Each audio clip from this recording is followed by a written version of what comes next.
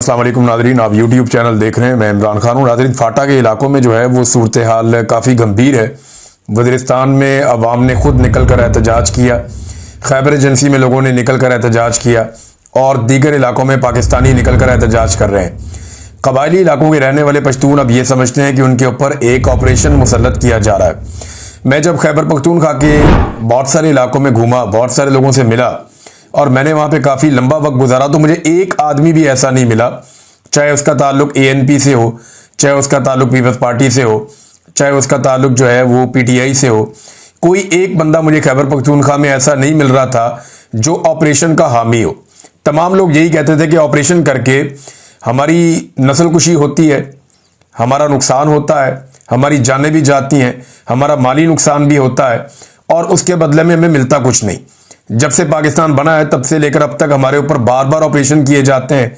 इन operations के ज़रिए से पैसा कमाया जाता है, डॉलर्स कमाए जाते हैं, बैरूनी आकाओं को खुश किया जाता है, दुनिया को बेवकूफ़ बनाया जाता है और हमें उसके बदले में कभी कुछ नहीं मिलता। हमारी ज़मीनें जो हैं वो हमसे छिन जाती हैं, हमारे वसाइल हमसे छिन जाते हैं, हमारे प्यारे हमसे छिन जाते हैं।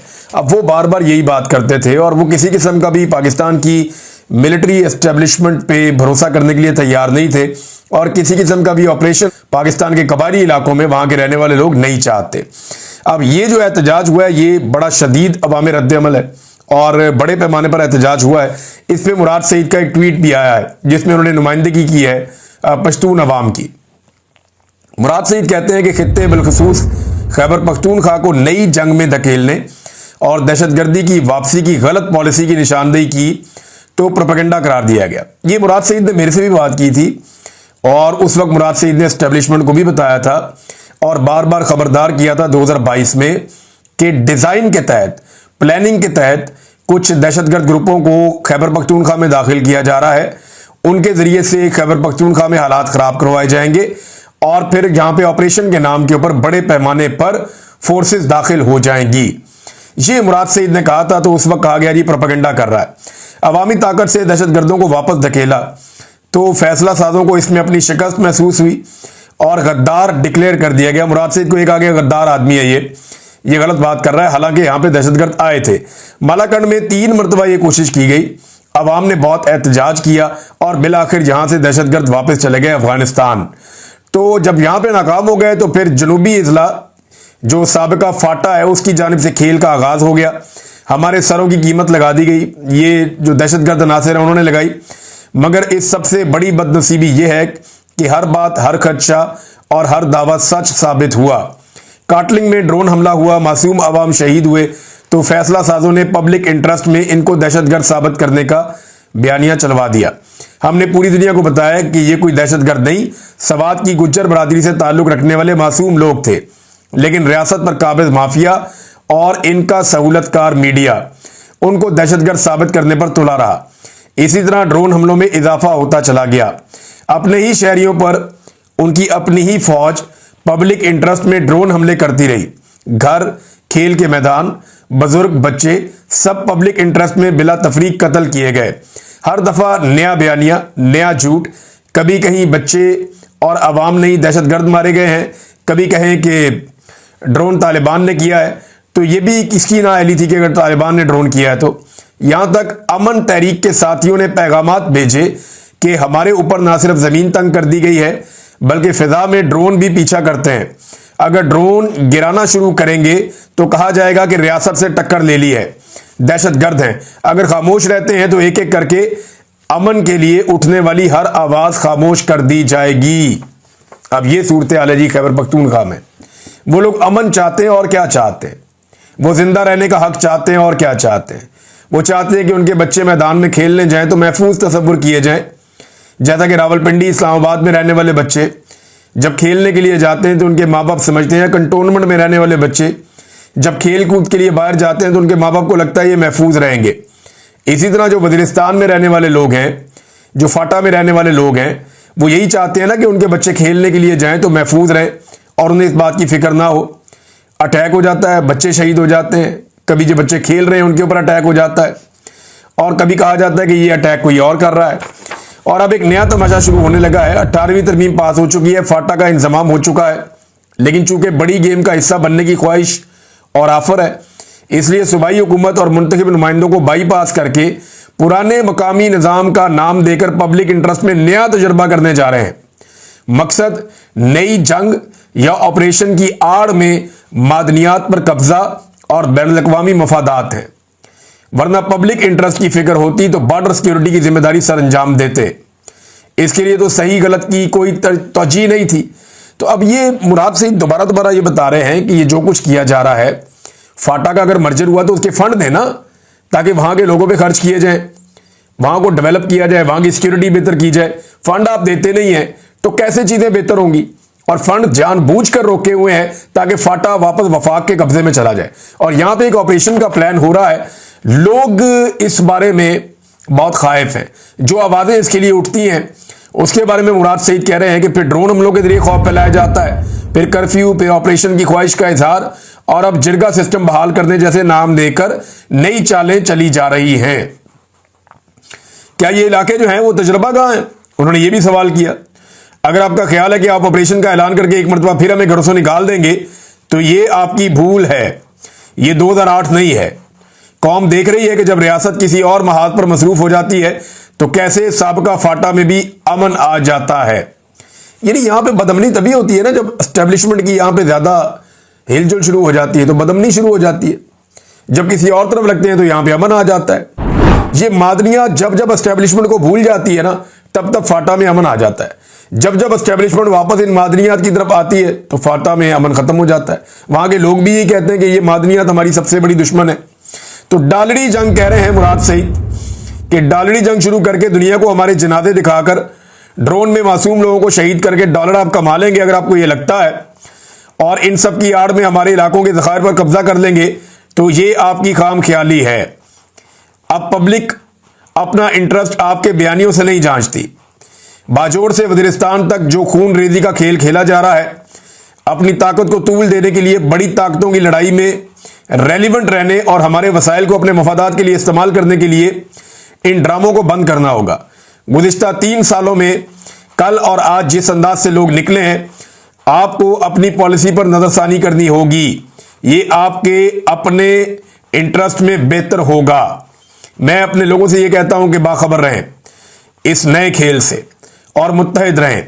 11 तारीख से वज़ीरिस्तान में धरना शुरू होगा। 11 तारीख से वज़ीरिस्तान में धरना भी शुरू हो रहा है। दीगर मार्चेज के अलावा इसमें भी अपनी शिरकत यकीनी बनाए। ये पूरा खेल जिस तरह अनफोल्ड हो रहा है, इसकी तफसील मैंने आपके अमन नुमाइंदों को पहले ही बता दी है। इन सब की जिंदगी को खतरात हैं, लेकिन ऐसे मुत्तहिद रहेंगे तो अपना अमन हासिल करके इनके मजमूम मकासद को शिकस्त देने में कामयाब हो जाएंगे।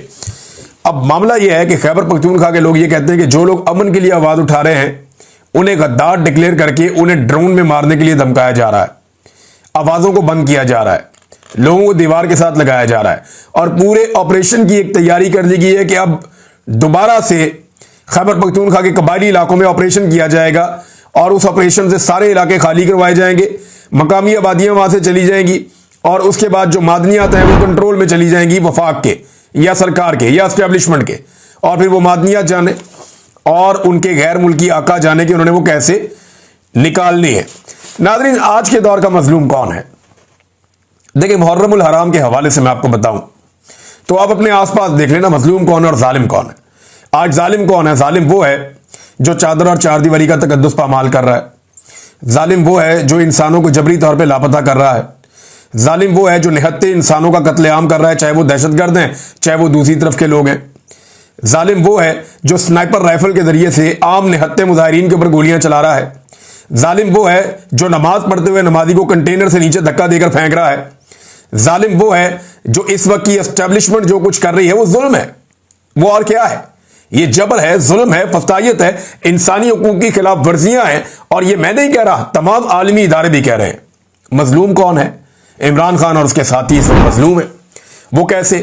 इमरान खान अंदर, उसकी बीवी भी अंदर, उसकी बहनों को बार बार गिरफ्तार किया जाता है, उसके रिश्तेदार अंदर, उसका भांजा भी अंदर, उसकी पार्टी के बेशतर लोग अंदर। लगभग 30,000 बंदा इन्होंने उठाकर जेलों में डाल दिया। मजलूम तो फिर वो लोग हैं ना जिनमें से बेशतर बेगुनाह साबित हो गए। मजलूम तो फिर वो लोग हैं ना जिन खवातीन को धकेला गया, मारा गया, घसीटा गया सड़कों पे।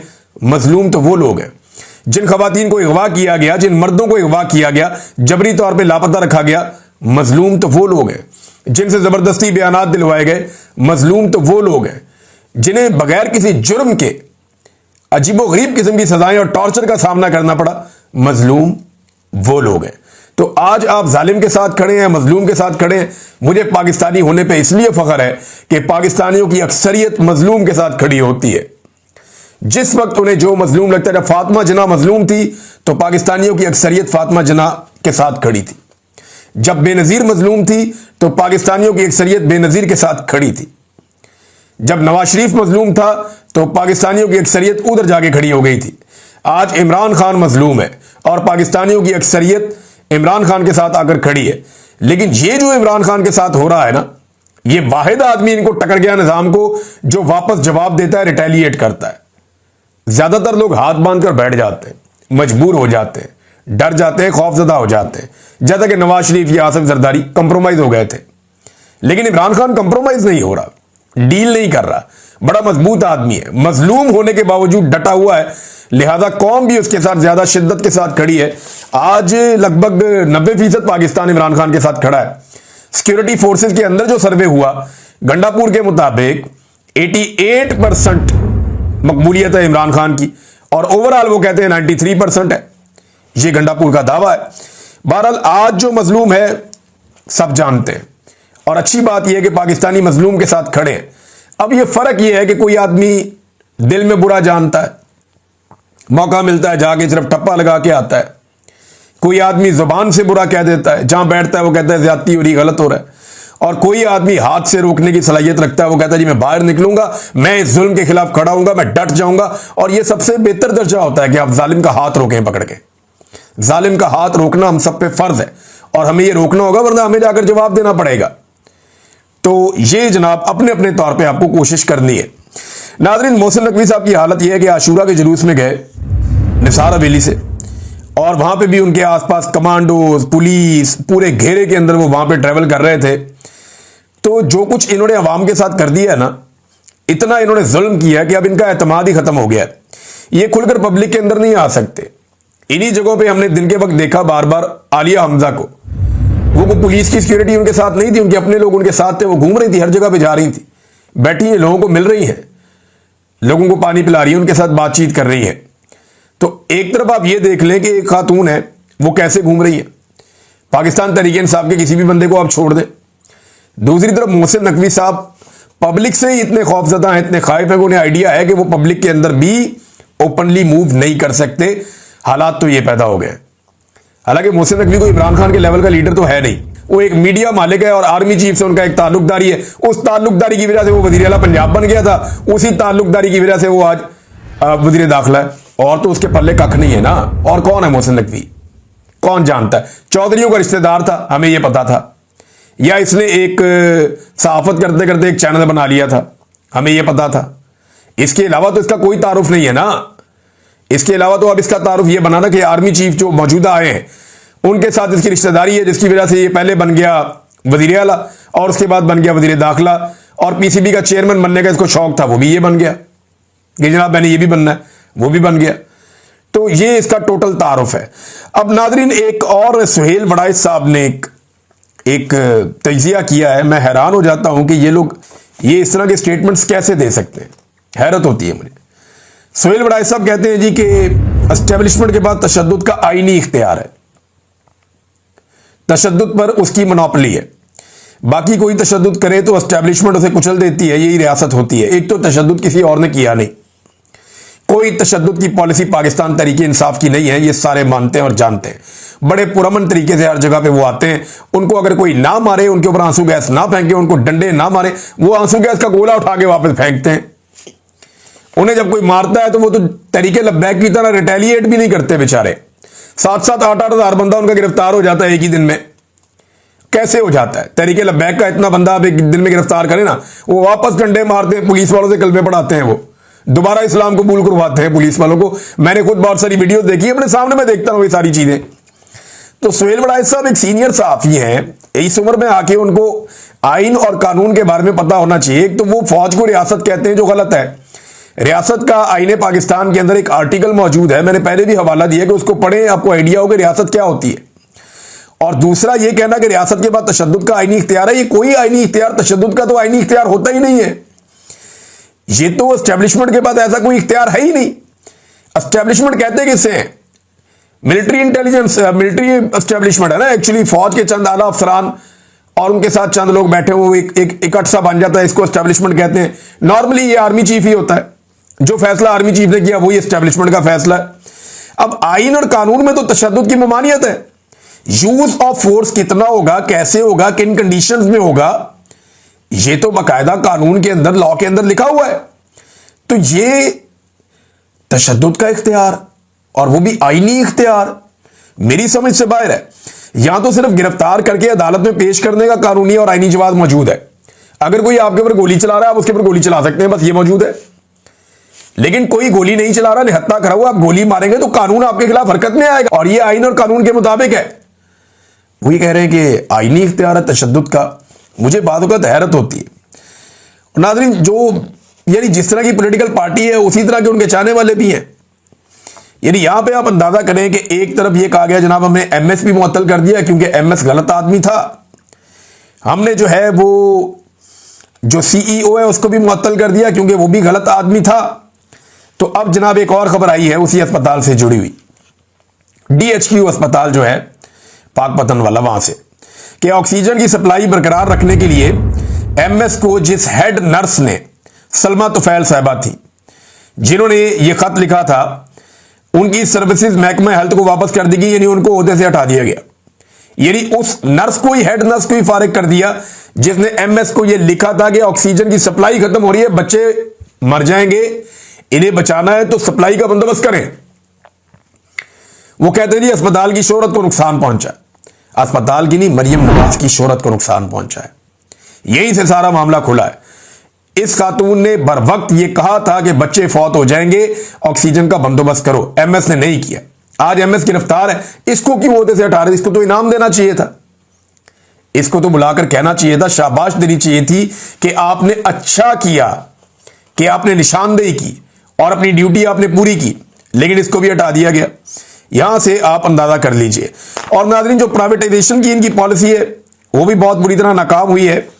पंजाब हुकूमत की जानिब से अस्पतालों को प्राइवेटाइज करने का मंसूबा शुरू होने से कबल ही जवाल का शिकार हो गया है। मोहम्मद उमैर साहब ने इस हवाले से खबर दी है और 2 पेपर भी इसके साथ मुंसलिक किए हैं। वो ये बताते हैं कि मुजफ्फरगढ़ और ओकाड़ा में 2 अस्पताल प्राइवेटाइज होने के बाद प्राइवेट इंतजामिया ने अस्पताल चलाने से इनकार कर दिया। बसीरपुर में अस्पताल प्राइवेट और सरकारी होने के मसले में अमला ना होने के बायस 2 शहरी जान की बाजी हार गए। एक तो सरकारी अस्पतालों को प्राइवेटाइज करने का ये मंसूबा क्या है?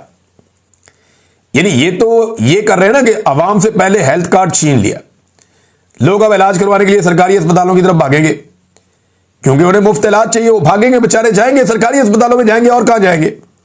तो जब वो सरकारी अस्पतालों में पहुंचेंगे तो उन्हें पता चलेगा ये तो प्राइवेटाइज हो गया। यानी गरीब आदमी कहीं से भी इलाज ना करवा सके, ये अपनी सर्जरी करवाए जाके वहां से, यूरोप से, ये पहुंच जाए उधर नीदरलैंड, वहां से जाके कहें जी हमने यहां पे सर्जरी करवानी है, फलाने फलाने यूरोप के मुल्क में हम आ गए हैं। ये अपना इलाज करवाएं जाके बर्तानिया से। ये अपनी खांसी भी इनको आए इनके बच्चे को, तो ये पहुंच जाए वहां पे कि जनाब वहां से हमने अपना इलाज करवाना है, बर्तानिया से, यूरोप से। लेकिन गरीब आदमी जिस सरकारी अस्पताल में इलाज करवाने जाए वो भी प्राइवेटाइज हो जाए कि दो ये भी प्राइवेटाइज कर दो। और हालात ये पैदा कर दिए, इतने नालायक हैं कि ये काम भी वो ठीक से नहीं कर पा रहे। यानी रेवड़ियां जो बांट रहे हैं वो भी इनसे ठीक तरीके से नहीं खाई जा रही। नाज़रीन, सिंध वाले भी कोई इतना आगे नहीं है, उनके हालात जरा आप चेक करें कि लियारी में बिल्डिंग गिरे हुए 2 दिन हो गए, अभी तक वो उस बिल्डिंग के मलबे से लाशें नहीं निकाल सके। वो एक दूसरे पे इल्जाम डाल रहे हैं। एमक्यूएम कह रही है जी पीपल्स पार्टी इसके लिए जिम्मेदार है, ये बिल्डिंगें बनाते हैं इस तरह की, ये और बहुत बिल्डिंगें गिरेंगी, इन्होंने बेड़ा गर्क कर दिया कराची का, इनको इक्तदार का नशा है। एमक्यूएम ये कह रही है, पीपल्स पार्टी कह रही है नहीं नहीं नहीं, एमक्यूएम चोर है, एमक्यूएम फ्रॉड कर रही है, एमक्यूएम को नशा इक्तदार का, एमक्यूएम ने ये सारा पैसा लेके अपने सेक्टर कमांडर के जरिए से अजीबोगरीब किस्म की बिल्डिंगें बना दी हैं। सेक्टर हेड जो इनके बने हुए थे, इन्होंने बेड़ा गर्क किया जनाब कराची का। वो पीपल्स पार्टी एमक्यूएम पे डाल रही है, एमक्यूएम पीपल्स पार्टी पे डाल रही है, और लाशें वहां मलबे में दबी हुई है। और कैपेसिटी इनकी ये है, रोला इन्होंने डाला हुआ था कि जहां सैलाब आ गया वहां पे लाशें क्यों नहीं मिल रही, वो वहां से तो लाशें मिल गई थी। उसके ऊपर तनकीद कर रहे थे। हालांकि वो तनकीद के काबिल था, वहां इंतजामी गफलत थी, लेकिन यहां पे तो आप इतना बड़ा शहर है, पाकिस्तान का सबसे बड़ा शहर है, वहां पे मलबे से लाशें निकालते हुए 2 दिन हो गए इनको। अब तक की इतला के मुताबिक 19 लोग इसमें जाँ बहक हुए हैं और यह बताया जा रहा है कि अभी मजीद लाशें मिलने की तवक्को है। हैरत होती है मुझे कि ये कितने नालायक लोग हैं और पाकिस्तान की इन्होंने हालत क्या कर दी। जरा नाज़रीन ये आप सुने, एक चीज मैं आपके सामने रखने वाला हूं, कर्जों की सूरत हाल। इस वक्त जो लेटेस्ट खबर आई है कर्जों के हवाले से, वो ये बताती है कि वफाकी हुकूमत के कर्जे 76,045 अरब रुपए की नई बुलंद तरीन सतह पर पहुंच गए हैं। ये रिकॉर्ड कर्जे हैं जो मौजूदा हुकूमत ने हासिल किए हैं। ये कहते हैं जी हम इकोनॉमी ठीक कर रहे हो, कर्जे लेकर कौन सी इकोनॉमी ठीक होती है? और ये कौन सी साइंस है? दुनिया का कोई साइंटिस्ट आके मुझे समझा दे, कोई इकोनॉमिस्ट आके ये दावा कर दे जनाब कर्जे लेते जाओ इकोनॉमी बेहतर हो जाती है। और भाई कर्जे उतारने से इकोनॉमी बेहतर होती है, कर्जे वापस करने से इकोनॉमी बेहतर होती है, या कर्जे जो आप ले रहे हैं उनकी शरह कम करने से इकोनॉमी बेहतर होती है? पाकिस्तान के 77 साल के अंदर जो कर्जे लिए गए वो 75-76 साल में, 2022 तक 75 साल में जो कर्जे लिए गए ना पाकिस्तान में 2022 तक, जब तक इमरान खान साहब की हुकूमत थी, वो 43,000 अरब थे, 43,000 अरब रुपीज, बिलियन रुपीज। ये कर्जा लिया गया था पाकिस्तान बनने से लेकर 2022 में इमरान खान साहब की हुकूमत गिरने तक। कितना? 43,000 बिलियन, 43,000 अरब इमरान खान की हुकूमत गिरने के दिन तक। और उसके बाद से लेकर अब तक 3 सालों में जो कर्जा लिया गया ये पहुंचा दिया इन्होंने 76,000 अरब तक। अंदाजा कीजिए आप, 76,000 अरब तक का मतलब आपको पता है? 33,000 अरब कर्जा इन्होंने ले लिया 3 सालों में। 75 सालों में जितना कर्जा लिया उसके करीब करीब कर्जा इन्होंने 3 सालों में ले लिया। और अगर ये 1 साल और रुक गए या 1.5 साल और रुक गए तो ये डबल कर्जा ले लेंगे जितना पाकिस्तान बनने से लेकर अब तक पाकिस्तान ने लिया है। अंदाजा करें आप ये कैसे जालिम हुक्मरान आए हैं। इन्होंने पाकिस्तान की पूरी मईशत को निचोड़ के रख दिया है। पाकिस्तान में जो सरमायाकारी है 50 साल की कम तरीन लेवल पे आ गई है। पाकिस्तानी सरमायाकार पाकिस्तान छोड़कर बाहर भाग रहे हैं। आज मुझे बेशुमार लोगों ने राब्ता किया कि जनाब अपनी प्रॉपर्टी, अपनी चीजें हम बेचकर पाकिस्तान से जा रहे हैं। एक दोस्त ने, वो पाकिस्तान के अंदर कारोबार करते हैं, उन्होंने बताया कि कोई आदमी जमीन का एक टुकड़ा खरीदने को तैयार नहीं है। कम कीमत में बेचता हूं, कोई लेना नहीं चाहता। लोग अपनी फैक्ट्रियां, अपनी चीजें ओने पोने बेचकर पाकिस्तान छोड़कर जा रहे हैं। वो ये कहते हैं ये मुल्क एस्टेब्लिशमेंट चलने ही नहीं देगी, जो हालात पैदा हो गए। ऐसी सूरत हाल में जब डॉक्टर्स जा रहे हैं, इंजीनियर जा रहे हैं, ब्रेन ड्रेन हो रहा है, उस वक्त इन्हें लगता है कि ये मईशत ठीक कर रहे हैं। ये गरीब आदमी का खून नचोड़ रहे हैं और अपनी तनख्वाहें और मुराद बढ़ाते चले जा रहे हैं, बढ़ाते चले जा रहे हैं, बढ़ाते चले जा रहे हैं। और उनको बढ़ाने के लिए ये अंधाधुंध कर्जे ले रहे हैं और उन्हीं कर्जों के नीचे पिस के हमारी ये हालत हो गई है। अब अगर पाकिस्तान में कोई अवामी हुकूमत आ भी जाए, फर्ज करें, तो इससे निकलना क्या आसान होगा? क्या इससे निकलना आसान होगा? 76,000 अरब के कर्जे हैं, इनसे निकलना आसान होगा? इनसे निकलने में आपको 2 दहाइयां लग जाएंगी कम से कम, और वो भी अगर कंटिन्यूटी रही और एस्टेब्लिशमेंट ने कोई नया पंगा ना लिया तो। अब तक के लिए इतना ही, अपना ख्याल रखिएगा, अपने चैनल का भी। अल्लाह हाफिज।